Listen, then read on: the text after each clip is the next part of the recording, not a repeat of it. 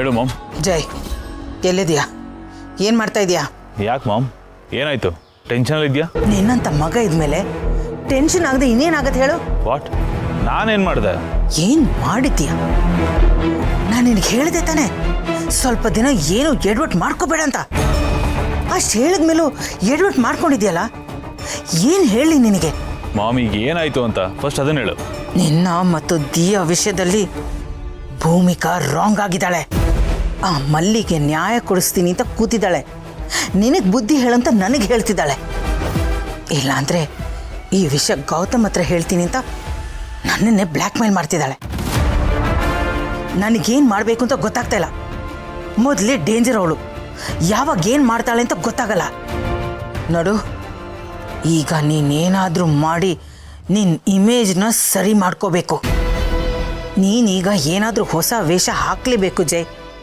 ಇಲ್ಲಾಂದರೆ ನಿನಗೆ ಉಳಿಗಾಲ ಇಲ್ಲ.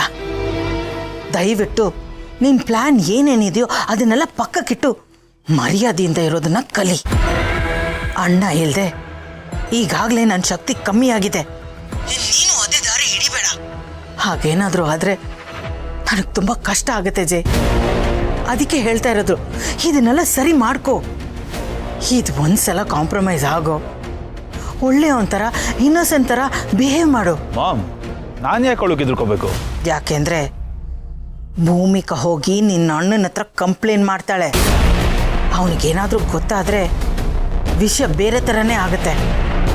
ಇದರಿಂದ ನಿನಗೆ ಮಾತ್ರ ಅಲ್ಲ, ನನಗೂ ಪ್ರಾಬ್ಲಮ್ ಆಗುತ್ತೆ. ಅದಕ್ಕೆ ಹೇಳ್ತಾ ಇರೋದು, ಸದ್ಯಕ್ಕೆ ಸುಮ್ಮನೆ ಇದ್ಬಿಡೋ. ಇನ್ನೊಂದು 6 ತಿಂಗಳು 1 ವರ್ಷ ಬಿಟ್ಟು ನೀನು ಏನು ಬೇಕಾದರೂ ಮಾಡ್ಕೋ. ಇಷ್ಟ ಬಂದಂಗೆ ಬದುಕೋ. ನಾನೇನೂ ಹೇಳಲ್ಲ.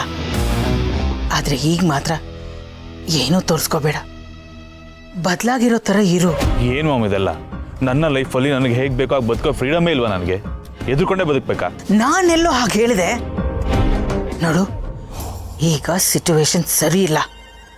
ಅದಕ್ಕೆ ಸುಮ್ಮನಿರು ಅಂತ ಹೇಳಿದೆ. ನಾನು ಯಾಕೆ ಹೇಳ್ತಾ ಇದ್ದೀನಿ ಅಂತ ಸ್ವಲ್ಪ ಅರ್ಥ ಮಾಡ್ಕೋ ಜೈ. ಇನ್ನು ಸ್ವಲ್ಪ ದಿನ ಅಷ್ಟೇ, ಆಮೇಲೆ ಇಷ್ಟ ಬಂದಾಗಿರೋ.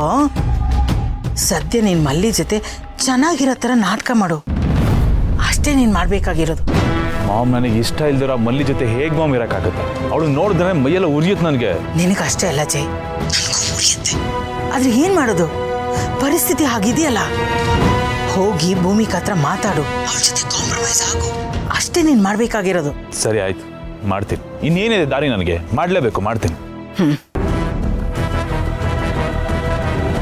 ಅಂತೂ ಅವನನ್ನು ಒಪ್ಪಿಸಿದಾಯ್ತು. ಒಂದು ದೊಡ್ಡ ತಲೆನೋವು ತಪ್ಪಿತು.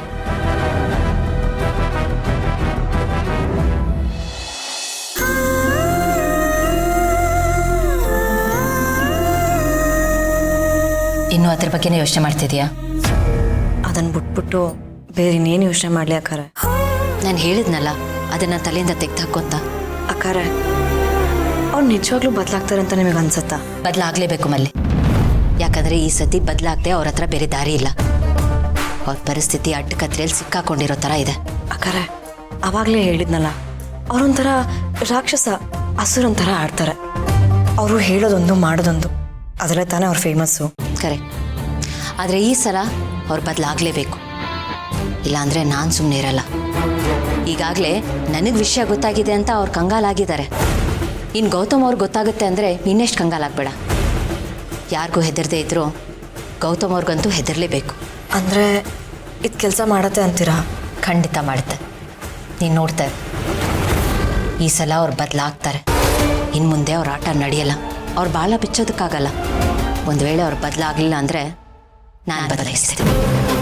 ಈ ಜ್ವರ ಬಂದಾಗ ಮಾತ್ರೆಯಿಂದ ವಾಸಿ ಆಗದೆ ಇದ್ದಾಗ ಸ್ಟ್ರಾಂಗ್ ಡೋಸೇಜ್ ಅಂತ ಇಂಜೆಕ್ಷನ್ ಕೊಡ್ತಾರಲ್ಲ, ಆ ಥರ ಏನು ಮಾಡಬೇಕು ಅದನ್ನು ಮಾಡ್ತೀನಿ. ನೀನು ವರಿ ಮಾಡ್ಕೋಬೇಡ, ನಾನಿದ್ದೀನಲ್ಲ, ನಾನು ನೋಡ್ಕೋತೀನಿ.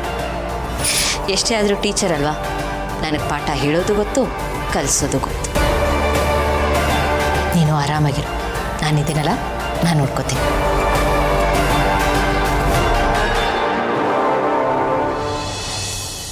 ಅಳ್ಬಿಡದೀಯಾ, ಸಮಾಧಾನ ಮಾಡ್ಕೋ. ಏ ಬೇಬಿ, ಯಾಕೆ ಹೇಳ್ತಾ ಇದೀಯಾ? ನಿನ್ನಿಂದಲೇ.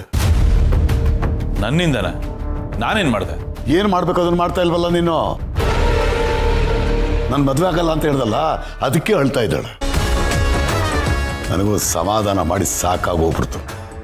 ಏನಪ್ಪ ನೀನು ಹೆಣ್ಮಕ್ಳು ಕಣ್ಣೀರು ಹಾಕೋ ಥರ ಮಾಡ್ತಿಯಲ್ಲ? ಹೆಣ್ಮಕ್ಳು ಕಣ್ಣೀರು ಹಾಕಿದ್ರೆ ನಮ್ಗೆ ಒಳ್ಳೇದಾಗಲ್ಲ, ರಕ್ತ ಕಣ್ಣೀರು ಸುರಿಸ್ಬೇಕಾಗತ್ತೆ. ಅದಕ್ಕೆ ಹೇಳೋದು ಹೆಣ್ಮಕ್ಳನ್ನ ಡಿಸಪಾಯಿಂಟ್ ಮಾಡಬಾರ್ದು, ಅಯ್ಯೋ ಅನಿಸ್ಬಾರ್ದು ಅಂತ. ನಾನಾದರೂ ಏನು ಮಾಡಲಿ ಅಂಕಲ್? ನಂದೇ ನನಗಾಗಿದೆ ಇಲ್ಲಿ. ನನ್ನ ಪರಿಸ್ಥಿತಿ ಒಂಥರ ಮುಂದೇನು ಹುಲಿ ಹಿಂದೇನು ಹುಲಿ, ಯಾವ ಕಡೆ ಹೋದ್ರೂ ಬಲಿನೇ. ಆ ಥರ ಮಧ್ಯ ಸಿಗಾಕೊಂಡು ಒದ್ದಾಡ್ತಾ ಇದ್ದೀನಿ ನಾನು. ಅದ್ರ ಜೊತೆಗೆ ಇದು ಬೇರೆ. ಅರೆ ನನ್ನ ಬ್ಯಾಗು ಅಲ್ಲೇ ಮರ್ತ್ಬಿಟ್ನಾ? ಮಲ್ಲಿಗೆ ಬೇಕಾದ ತಿಂಡಿ ಎಲ್ಲ ಕಟ್ಟಿಸ್ಕೊಂಡ್ ಬಂದಿದ್ನಲ್ಲಪ್ಪ. ಈಗ ಬ್ಯಾಗ್ ತರಕ್ ಮತ್ತೆ ಅಲ್ಲಿ ಹೋಗ್ಬೇಕಾ? ಅಯ್ಯೋ, ಆಗದೆ ಒಳ್ಳೇದು. ಬೇಬಿ, ನನ್ನ ಸಿಚುಯೇಷನ್ ಅರ್ಥ ಮಾಡ್ಕೊ. ಗನ್ ಪಾಯಿಂಟಲ್ಲಿ ಹಿಡಿದು ನನ್ನನ್ನು ಬ್ಲ್ಯಾಕ್ ಮೇಲ್ ಮಾಡ್ತಾ ಇದ್ದಾರೆ ಬೇಬಿ. ನನಗೇನು ಆಸೆ ಅಲ್ವಾ ನಿನ್ನ ಜೊತೆ ಮದುವೆ ಆಗಬೇಕು, ನಿನ್ನ ಜೊತೆ ಚೆನ್ನಾಗಿರ್ಬೇಕು ಅಂತ? ನನಗೂ ಹಾರ್ಟ್ ಇದೆ, ಫೀಲಿಂಗ್ಸ್ ಇದೆ, ಅದನ್ನು ಅರ್ಥ ಮಾಡ್ಕೊ ಬೇಬಿ. ಪ್ಲೀಸ್ ನನ್ನ ನಂಬು. ನನ್ನ ಲೈಫಲ್ಲಿ ಯಾವತ್ತಿದ್ರು ನೀನೇ ನನ್ನ ಹೆಂಡತಿ, ಅರ್ಥ ಆಯ್ತಾ? ಆ ಮಲ್ಲಿ ಬರೀ ಹೆಸರು ಮಾತ್ರ. ಆ ಮಲ್ಲಿಗೆ ಡಿವೋರ್ಸ್ ಕೊಡೋದಂತ ಪಕ್ಕ. ಅದ್ರ ಸದ್ಯಕ್ಕಾಗಲ್ಲ, ಅದಕ್ಕೆ ಸ್ವಲ್ಪ ಟೈಮ್ ಹಿಡಿಯುತ್ತೆ. ಸಿಚುಯೇಷನ್ ಯಾಕೆಂದ್ರೆ ಅಷ್ಟು ಹೀಟ್ ಆಗಿದೆ ಬೇಬಿ. ಅಯ್ಯ ದೇವ್ರೆ, ಇದೇನಿದು ಹಿಂಗೆ ಹೇಳ್ತಿದಾರಲ್ಲ? ಅವಳಿಗೆ ಬರೀ ನಾವಿಬ್ರು ಸಂಬಂಧ ಗೊತ್ತಾಗಿನ ಈ ಲೆವೆಲ್ಗೆ ಆಡ್ತಿದ್ದಾಳೆ. ಇನ್ನು ಮದುವೆ ಅಂತ ಗೊತ್ತಾದ್ರೆ ಸುಮ್ಮನಿರ್ತಾಳೆ ಅವಳು. ಮನೇಲಿ ವಾರ್ ಶುರು ಮಾಡ್ಬಿಡ್ತಾಳೆ, ಯುದ್ಧ ಮಾಡ್ಕೊಂಡು ನಿಂತ್ಕೋಬೇಕಾಗತ್ತೆ ಆಮೇಲೆ. ಅದಕ್ಕೆ ಹೇಳ್ತಾ ಇದ್ದೀನಿ, ಅನ್ನೆಸೆಸರಿ ಕಾಂಪ್ಲಿಕೇಶನ್ಸ್ ಕ್ರಿಯೇಟ್ ಮಾಡ್ಕೊಂಡು ಯಾಕೆ ತಲೆನೋ ಬರೆಸ್ಕೋಬೇಕು? ಪಾಪಿ, ನನ್ನ ಮೊಮ್ಮಗಳ ಜೀವನನ ಹಾಳು ಮಾಡ್ತಿದ್ದಾನೆ. ಬೇಬಿ, ಇಂಥ ಟೈಮಲ್ಲಿ ಬೆಣ್ಣೆಯಲ್ಲಿ ಕೂದು ತೆಗೆದಾಕಿ ಕೆಲಸಗಳನ್ನ ಮಾಡಬೇಕು. ಸುಮ್ಮನೆ ಇರುವೆ ಬಿಟ್ಕೊಳ್ಳೋ ಕೆಲಸ ಮಾಡಬಾರ್ದು. ಅರ್ಥ ಆಗ್ತಿದ್ಯಾ ನೀನು ನಾನು ಹೇಳ್ತಾ ಇರೋದು? ಪೀಸ್ ಆಫ್ ಮೈಂಡು, ನೆಮ್ಮದಿ ಎಲ್ಲ ಹಾಳಾಗೋಗುತ್ತೆ ಆಮೇಲೆ. ಬೇಬಿ, ನಾನು ಅವಳನ್ನ ಮನೆಯಿಂದ ಒದ್ದು ಹೊರಗಡೆ ಹಾಕೋದಂತೂ ಪಕ್ಕ. ಆ್ಯಂಡ್ ನನ್ನ ಲೈಫಲ್ಲಿ ನೀನೇ ಹೆಂಡತಿ. ಅದನ್ನು ಬದಲಾಯಿಸಕ್ಕೆ ಯಾರ ಕೈಲೂ ಸಾಧ್ಯ ಇಲ್ಲ. ಪ್ಲೀಸ್ ನನ್ನ ನಂಬು. ನೀವು ಯಾವಾಗಲೂ ಹೀಗೆ ಏನಾದರೂ ಒಂದು ಹೇಳಿ ಸಮಾಧಾನ ಮಾಡ್ತೀರಾ, ಆಮೇಲೆ ಏನೂ ಮಾಡಲ್ಲ. ನನಗಂತೂ ಸಾಕೋಗೋಗಿದೆ ಜೈ. ಬೇಬಿ, ನೀನೇ ನೋಡ್ತಾ ಇದೆಯಾ ತಾನೆ? ಪ್ರತಿ ಸಲ ನಾವು ಮದುವೆ ಆಗೋಕ್ಕೆ ಅಂತ ಹೊರಟಾಗ ಏನಾದರೂ ಒಂದು ಸಮಸ್ಯೆ ಹುಟ್ಕೋತಾನೆ ಹೋಗುತ್ತೆ. ಆ್ಯಂಡ್ ಅದನ್ನು ಸಾಲ್ವ್ ಮಾಡೋದ್ರಲ್ಲಿ ಆಗೋಗುತ್ತೆ ಎಲ್ಲನೂ. ಈಗ ನಾನು ನಿನ್ನನ್ನು ಮದುವೆ ಆಗಬೇಕು ಅಂತಂದರೆ ಮನೆಯವರು ಎಲ್ಲರನ್ನೂ ಎದುರಾಕೋಬೇಕು. ಎದುರಾಕೊಂಡ್ರೆ ಏನಾಗುತ್ತೆ ಅಂತ ಯೋಚನೆ ಮಾಡಿದ್ಯಾ? ನನ್ನ ಹಿಂದೆ ಅಂಕಲ್ ಇರೋ ವಿಷಯ ಗೊತ್ತಾಗುತ್ತೆ. ಆ್ಯಂಡ್ ಅದಾದಮೇಲೆ ನನ್ನ ಒಂದೊಂದೇ ಸೀಕ್ರೆಟ್ಗಳು ಆಚೆ ಬರ್ತಾ ಹೋಗ್ತವೆ. ಒಂದ ಎರಡ ಬೇಬಿ ನಾನು ಮಾಡಿರೋದು? ಲಚ್ಚಿ ಕಿಡ್ನಾಪ್ ಮಾಡಿಸ್ದೆ, ಆನಂದ್ ಮೇಲೆ ಅಟ್ಯಾಕ್ ಮಾಡಿಸ್ದೆ, ಎಲ್ಲದನ್ನು ಸಾಲದು ಅಂತ ಬ್ರೋ ಮೇಲೂ ಅಟ್ಯಾಕ್ ಮಾಡಿಸಿದ್ದೀನಿ. ಈ ಥರ ಬೇಜಾನ್ ಕೆಲಸಗಳು ಮಾಡಿದ್ದೀನಿ ನಾನು. ಇದೆಲ್ಲ ಈಚೆ ಬಂದ ನನ್ನ ಪರಿಸ್ಥಿತಿ ಏನಾಗುತ್ತೆ ಅಂತ ಗೊತ್ತಿದ್ಯಾ ಬೇಬಿ? ಲೈಫ್ ಲಾಂಗ್ ಆಮೇಲೆ ನಾನು ಜೈಲಲ್ಲೇ ಕಳಿಬೇಕಾಗತ್ತೆ. ಆಗ ನಾವಿಬ್ರು ಪರ್ಮನೆಂಟಾಗಿ ಒಂದಾಗಕ್ಕಾಗೋದಿಲ್ಲ. ಹಾಗಾಗದು ನಿನಗೆ ಬೇಕಾ ಬೇಬಿ? ನೋಡು, ಪ್ಲೀಸ್ ನನ್ನ ನಂಬು. ಇದೆಲ್ಲದನ್ನು ಸಾಲ್ವ್ ಮಾಡಿ ಆಮೇಲೆ ಮದುವೆ ಆಗೋಣ. ಇಲ್ಲ, ನಾವೇನು ಸುಮ್ಮನೆ ಇರಬಾರ್ದು. ಈ ವಿಷಯನ ಗೌತಮ್ ಯಜಮಾನ್ರಿಗೆ ಹೇಳಬೇಕು. ಬೇಬಿ, ಇಷ್ಟು ಕೇಳೋದು ಇನ್ನ ನಿನಗೆ ಅರ್ಥ ಆಗ್ತಿಲ್ಲ ಅಂದ್ರೆ ನನ್ಗೆ ಏನು ಮಾಡಲಿ ಹೇಳು? ಏನು ಮಾಡಲಿ? ನೀವೇನೂ ಮಾಡಬೇಡಿ, ನನ್ನ ಮದುವೆ ಆಗಿ ಅಷ್ಟೇ. ನೀವೇನಾದರೂ ಮದುವೆ ಆಗಲ್ಲ ಅಂದರೆ ಇನ್ಯಾವತ್ತೂ ನನ್ನ ಮುಖ ನೀವು ನೋಡೋಕ್ಕಾಗಲ್ಲ, ನೆನಪಿರಲಿ.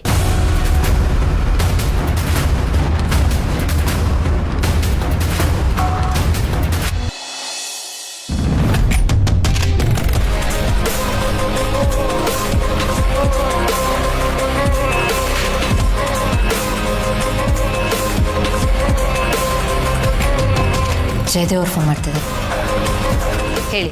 ಅದಕ್ಕೆ ಅಲ್ಲಿ ಮಲ್ಲಿದಾಳ? ಹಾಂ ಇದ್ದಾಳೆ. ಯಾಕೆ? ಇಲ್ಲ, ಹಾಗೆ ಕೇಳಿದೆ. ಅದಕ್ಕೆ ಅಣ್ಣನ ಹತ್ರ ಈ ವಿಷಯ ಹೋಗುತ್ತೆ ಅಂತ ಹೇಳಿದ್ರಲ್ಲ, ಪ್ಲೀಸ್ ಅದಕ್ಕೆ ಬೇಡ. ಬಟ್ ಏನು ಮಾಡಲಿ ಜಯದೇವ್ ಅವರೇ, ನನಗೆ ಬೇರೆ ಆಪ್ಷನ್ಸ್ ಇಲ್ಲ ಅಂದರೆ ನಾನು ಅದನ್ನು ಮಾಡಲೇಬೇಕಾಗತ್ತಲ್ವಾ? ಇಲ್ಲ ಇಲ್ಲ ಇಲ್ಲ ಇಲ್ಲ ಇಲ್ಲ ಅಷ್ಟೊಂದು ಎಕ್ಸ್ಟ್ರೀಮ್ಗೆ ಹೋಗೋ ಅವಶ್ಯಕತೆನೇ ಇಲ್ಲ. ಅದಕ್ಕೆ ಆಪ್ಷನ್ನು ಇದೆ, ಸೊಲ್ಯೂಷನು ಇದೆ. ನಾನು ಅದ್ರ ಬಗ್ಗೆ ಮಾತಾಡೋಣ ಅಂತಲೇ ನಿಮ್ಗೆ ಕಾಲ್ ಮಾಡಿದ್ದು. ಏನು ನಿರ್ಧಾರ ಮಾಡಿದ್ರಿ? ಅದಕ್ಕೆ ನೀವು ಹೇಳಿದ ನಿಜ, ಸತ್ಯ. ನಾನು ತಪ್ಪುಗಳು ಮಾಡಿದ್ದೀನಿ, ದೊಡ್ಡ ತಪ್ಪುಗಳು ಮಾಡಿದ್ದೀನಿ. ಅದ್ರ ಬಗ್ಗೆ ನಿಮ್ಮ ಹತ್ರ ಒಂಚೂರು ಮಾತಾಡಬೇಕಿತ್ತು. ಅದಕ್ಕೆ ಬರೀ ಆ ವಿಚಾರ ಅಂತಲ್ಲ, ಇನ್ನೂ ಒಂದಷ್ಟು ವಿಷಯಗಳನ್ನ ಶೇರ್ ಮಾಡ್ಕೋಬೇಕು, ನಿಮ್ಮ ಹತ್ರ ಹಂಚ್ಕೋಬೇಕು. ಅದಕ್ಕೆ ಪರ್ಸ್ನಲ್ ಆಗಿ ಸಿಗ್ಬೋದು. ಅದಕ್ಕೆ ಫೇಸ್ ಟು ಫೇಸ್ ಮಾತಾಡಬೇಕಿತ್ತು ಈಗಲೇ. ಈಗಲಾ? ಎಲ್ಲಿದ್ದೀರಾ ನೀವು? ಹೊರಗಡೆ ಇದ್ದೀನಿ. ಅದಕ್ಕೆ ಈ ವಿಚಾರನ ಮನೇಲಿ ಮಾತಾಡೋಕ್ಕಾಗೋದಿಲ್ಲ. ಯಾರಾದರೂ ಕೇಳಿಸ್ಕೊಂಡ್ರೆ ಸುಮ್ಮನೆ ವಿಷಯಗಳು ಕಾಂಪ್ಲಿಕೇಟ್ ಆಗ್ತವೆ. ಹಾಗಾಗಿ ಮನೆ ಹತ್ರ ಒಂದು ಪಾರ್ಕ್ ಇದೆಯಲ್ಲ, ನೀವು ಮತ್ತು ಮಲ್ಲಿ ಇಬ್ಬರು ಅಲ್ಲಿಗೆ ಬಂದರೆ ನಾನು ಬರ್ತೀನಿ. ನಿಮ್ಮ ಹತ್ರ ಎಲ್ಲ ಶೇರ್ ಮಾಡ್ಕೋಬೇಕಿತ್ತು. ಹಾಗಾಗಿ ಪ್ಲೀಸ್ ಅದಕ್ಕೆ ಜಯದೇವರೇ, ನೀವು ನಂಬೋದಾ? ಇದೇನದಕ್ಕೆ ನಾನೇ ಖುದ್ದಾಗಿ ಮಾತಾಡಬೇಕು ಅಂತ ಕರಿತಾ ಇದ್ದೀನಿ, ಇದ್ರ ಮೇಲೂ ನಂಬೋದಾ ಅಂತಿರಲ್ಲ. ಡೌಟಾ? ಸರಿ, ನಾವು ಬರ್ತೀನಿ. ಸರಿ, ನಾನು ದಾರಿಯಲ್ಲೆಲ್ಲ ಹೇಳ್ತೀನಿ ಬಾ.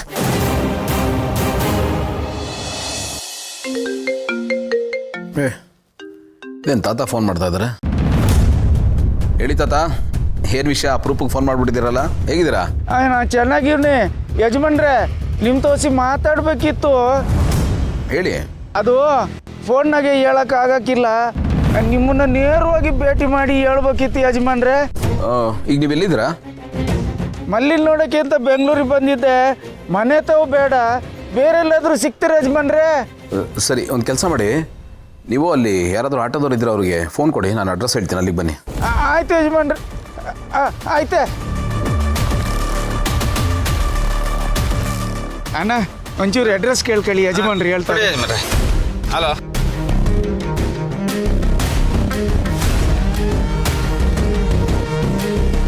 ಆಯ್ತು, ಬನ್ನಿ ಯಜಮಾನ್ರೆ, ಕರ್ಕೊಂಡೋಗ್ತೀನಿ. ಏನು ಗೆಳೆಯ, ಏನಂತೆ ತಾತಂದು?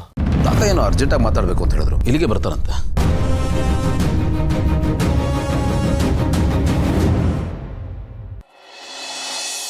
ಅಕ್ಕಾರ, ಅವ್ರು ಬದಲಾಗಿರ್ತಾರಂತ ನಿಮ್ಗೆ ಅನ್ಸುತ್ತಾ? ಅವ್ರ ಮಾತಲ್ಲಿ ಹಾಗೆ ಅನ್ನಿಸ್ತಿತ್ತು, ನೋಡೋಣ. ನನಗೆ ಯಾಕೋ ಆ ನಂಬಿಕೆ ಇಲ್ಲ. ಬಂದ್ರು ನೋಡಿ.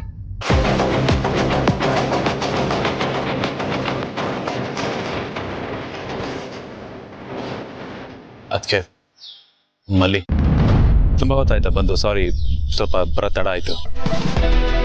ಪರವಾಗಿಲ್ಲ. ಅದು ಅದಕ್ಕೆ ನಾನು ಏನು ಮಾಡ್ತಿದ್ದೆ ಅಂತ ನನಗೆ ಖಂಡಿತ ಗೊತ್ತಿಲ್ಲ. ಎಷ್ಟು ದಿನ ಬುದ್ಧಿಗೆ ಮಂಕ್ ಬಡ್ದಾಗಿತ್ತು. ಯಾರು ಎಷ್ಟು ಹೇಳಿದ್ರು ಏನು ಹೇಳಿದ್ರು ಅದನ್ನು ತಲೆಗೆ ಹಾಕೋತಿರಲ್ಲ, ಅದ್ರ ಬಗ್ಗೆ ತಲೆ ಕೆಡಿಸ್ಕೊತಾ ಇರಲಿಲ್ಲ. ನಂದೇ ಅದು ಝೋನಲ್ಲಿ ಇಷ್ಟ ಬಂದಂಗೆ ತಪ್ಪುಗಳು ಮಾಡಿಕೊಂಡು ಬರೀ ರಾಂಗ್ ಸ್ಟೆಪ್ಗಳು ಇಟ್ಟಿದ್ದೇ ಆಗೋಗಿತ್ತು. ಅದು ಈಗ ನೀವು ಹೇಳಿದ್ಮೇಲೆ ನಾನು ಮಾಡ್ತಿರೋ ತಪ್ಪಿನ ಅರಿವಾಗಿದೆ ನನಗೆ.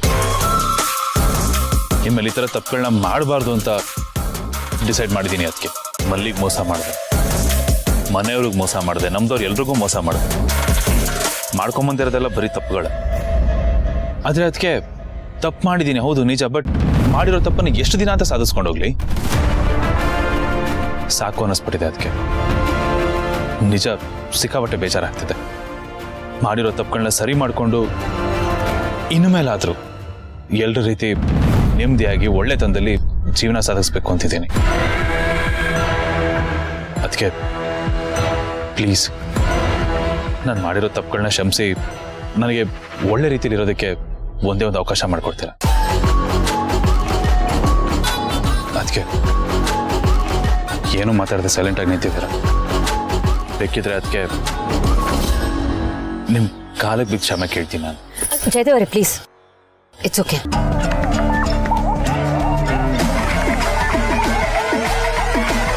It's okay, it's okay. ನಿಮ್ಮಿಬ್ರನ್ನ ಪಾರ್ಕ್ ಕರೆಸಿ ಶುದ್ಧ ಎಮೋಷನಲ್ ಡೈಲಾಗ್ ಹೊಡೆದು ಅದಕ್ಕೆ ನನ್ನ ಕ್ಷಮಿಸ್ಬಿಡು, ಒಂದೇ ಒಂದು ಚಾನ್ಸ್ ಕೊಡು, ಚೆನ್ನಾಗಿ ಬದುಕ್ತೀನಿ ಇನ್ಮೇಲೆ ಅಂತ ನೀನು ಕಾಲು ಹಿಡ್ಕೋತೀನಿ ಅಂತ ಕನಸು ಕಾಣ್ತಿದ್ದ ಭೂಮಿಕಾ?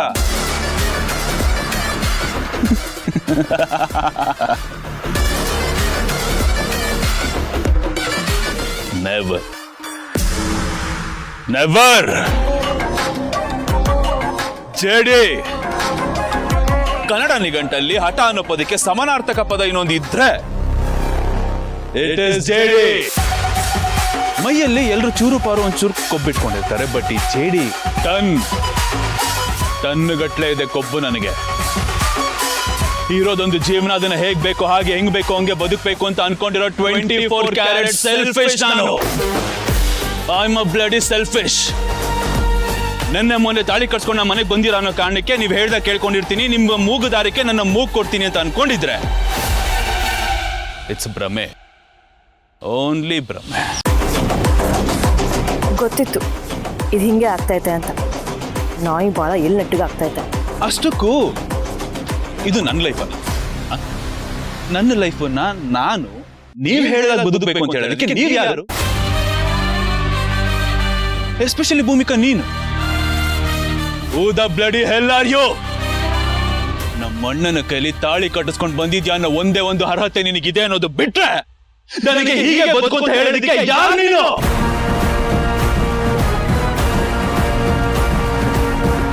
ನೋ ಅಲ್ವಾ? ಹಾಗಿದ್ಮೇಲೆ ಸಿಕ್ದವ್ರ ಮಾತ್ಗೆಲ್ಲ ಬೆಲೆ ಕಟ್ಕೊಂಡು ಕೂತ್ಕೊಳ್ಳೋದಕ್ಕೆ ನಾನೇನ್ ಬಿಟ್ಟಿ ಬಿದ್ದಿದ್ದೀನ ಭೂಮಿಕಾ? ನೋಡಿ, ಸ್ವಲ್ಪ ನೋಡ್ಕೊಂಡು ಮಾತಾಡಿ. ನಾಲ್ಗೆ ಮೇಲೆ ಹಿಡ್ತಾ ಇರ್ಲಿ. ನಾಲ್ಗೆಗೆ ಎಲ್ಬಿಲ್ಲ ಅಂತ ಹೇಳಿ ಹರಿದಾಡಕ್ ಬಿಡ್ಬೇಡಿ. ಮರ್ಯಾದೆ ಇರ್ಲಿ. ಅಬ್ಬಬ್ಬಬ್ಬ, ಮರ್ಯಾದೆ ಮರ್ಯಾದೆ ಪಾಠ ಮಾಡೋರೊಬ್ರು ಬಂದವ್ರೆ. ಮಲ್ಲಿ ಮರ್ಯಾದೆ ಅಂದ್ರೆ ಏನ್ ಮಲ್ಲಿ? ಅತ್ಗೆ ಅನ್ನೋ ನೇಮ್ ಬೋರ್ಡ್ ಹಾಕೊಂಡು ಓಡಾಡ್ತಿರೋ ಈ ಭೂಮಿಕಾಗೆ ಅತ್ಗೆ ಅನ್ನೋ ಕಾರಣಕ್ಕೆ ನಾನು ಮರ್ಯಾದೆ ಕೊಡ್ಬೇಕು? ಏಯ್, ಮರ್ಯಾದೆ ಅನ್ನೋದು ಕೊಡೋದಲ್ಲ, ಪಡ್ಕೋಬೇಕು. ಕೇಳಿಸ್ಕೊಳ್ಳೋದಲ್ಲ. ಕಿಸ್ಸು ದಬಾಕಿದ್ದೇನಿಲ್ಲ ನಿಮ್ಗಳಿಗೆ ಮರ್ಯಾದೆ ಬೇರೆನಾ? ನೋಡಿ, ನಾನು ಮಲ್ಲಿ,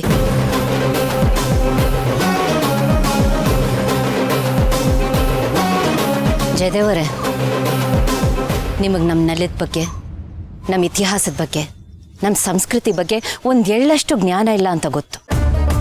ಅದನ್ನು ತಿಳಿಸೋ ಪ್ರಯತ್ನ ಮಾಡ್ತಿದ್ದೀನಿ. ಕೇಳಿಸ್ಕೊಳ್ಳಿ. 2 ಕಿವಿಯಲ್ಲೂ ಕರೆಕ್ಟಾಗಿ ಕೇಳಿಸ್ಕೊಳ್ಳಿ. ಅನ್ಕೊಂಡೆ ಯಾಕಿನ್ನೂ ಬಂದಿಲ್ವಲ್ಲ ಅಂತ. ಶುರು ಆಯ್ತು ಉಪದೇಶ. ಸ್ಟೂಡೆಂಟ್ಗೆ ಅರ್ಥ ಆಗದೆ ಇದ್ರೆ ಟೀಚರ್ ಮತ್ತೆ ಮತ್ತೆ ಪಾಠ ಮಾಡಲೇಬೇಕು. ನಮ್ಮದು ಭಾವನೆಗಳಿಗೆ ಬೆಲೆ ಕೊಡೋ ನೆಲ.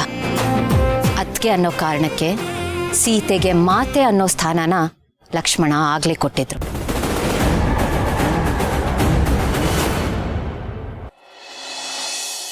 ಓಕೆ, ನಾನು ನಿಮಗೆ ಫೋನ್ ಮಾಡಿ ಅಪ್ಡೇಟ್ ಮಾಡ್ತೀನಿ. ಓಕೆ, ಬಸ್ ಸ್ವಲ್ಪ ಲೇಟ್ ಆಗುತ್ತೆ. ಬನ್ನಿ ಬನ್ನಿ ಬನ್ನಿ ಬನ್ನಿ ತಾತ, ಬನ್ನಿ ಕೂತ್ಕೊಳ್ಳಿ. ಬನ್ನಿ ಕೂತ್ಕೊಳ್ಳಿ ಕೂತ್ಕೊಳ್ಳಿ. ಚೆನ್ನಾಗಿದ್ದೀರಾ? ಅಪ್ಪಣ್ಣ ನೀರು ಕೊಡಿ. ತಾತ, ನೀರು ತಗೋ. ಹೇಳಿ ತಾತ, ಏನೋ ಮುಖ್ಯವಾದ ವಿಷಯ ಮಾತಾಡಬೇಕು ಅಂದ್ರೆ ಏನು?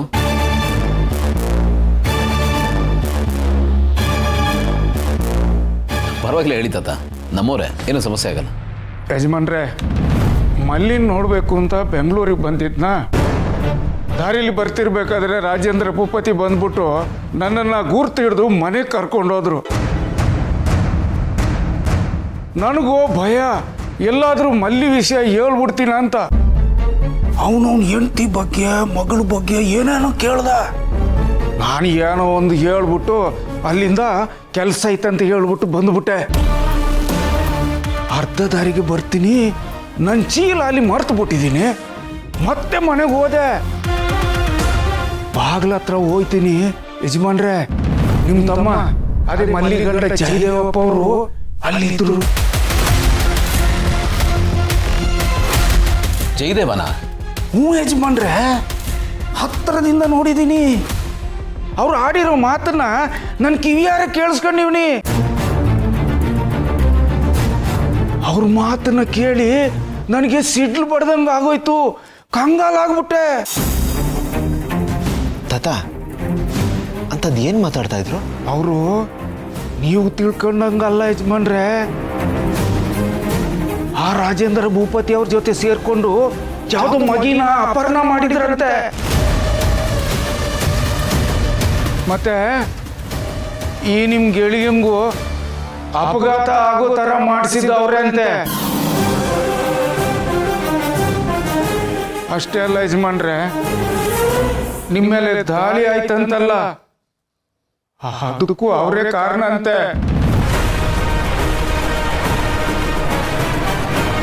ನಿಮ್ಮ ತಮ್ಮ ರಾಜೇಂದ್ರ ಭೂಪತಿ ಅವ್ರ ಜೊತೆ ಸೇರ್ಕೊಂಡು ಮಾಡಬಾರ್ದು ಕೆಲಸ ಮಾಡ್ತಾವ್ರೆ ಯಜಮಾನ್ರೆ.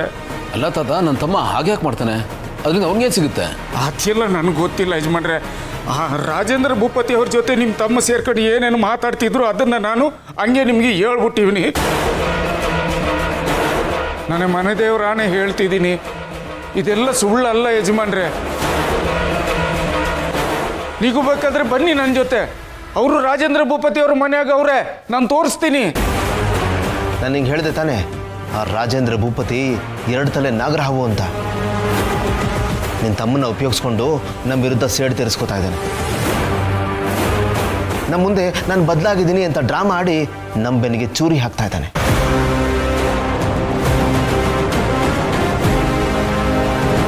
Excuse me sir. ಬನ್ನಿ ಹೇಳಿ. ಸರ್ ಪೆನ್ ಡ್ರೈವ್ ಕೊಟ್ಟು ಕಳಿಸಿದ್ದಾರೆ. ಹಾಂ, thank you. Thank you sir.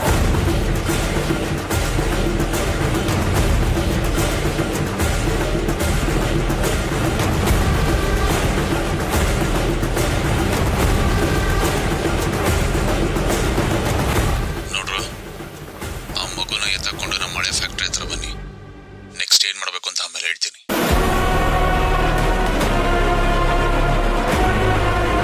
ನೀವು ನಮ್ಮ ಅಣ್ಣನಿಗೆ ಸಪೋರ್ಟ್ ಮಾಡಿದ್ರೆ ನಿಮಗೇನು ಲಾಭ ಸಿಗುತ್ತೋ ಅದಕ್ಕಿಂತ 10ರಷ್ಟು ದುಡ್ಡನ್ನು ನಾನು ನಿಮಗೆ ಕೊಡ್ತೀನಿ. ಆದರೆ ನೀವು ಮಾಡಬೇಕಾಗಿರೋದಿಷ್ಟೇ, ನಿಮ್ಮ ಓಟನ್ನ ರಾಜೇಂದ್ರ ಭೂಪತಿಗೆ ಹಾಕಬೇಕು. ಅವನಿದಾನಲ್ಲ ನಮ್ಮ ಅಣ್ಣನ ಚೇಲ ಆನಂದ, ಯಾವುದೇ ಕಾರಣಕ್ಕೂ ನಾವು ಬಿಡಬೇಡಿ, ಸರಿಯಾಗಿ ಹೊಡೆದಾಕಿ. ಆ ಬ್ರೋ ಅನ್ನಿಸ್ಕೊಂಡವನಿಂದ ನನಗೆ ನಷ್ಟನೇ ಹೊರತು 1 ರೂಪಾಯಿ ಲಾಭನೂ ಇಲ್ಲ. ಎತ್ತರ ಅವನನ್ನ.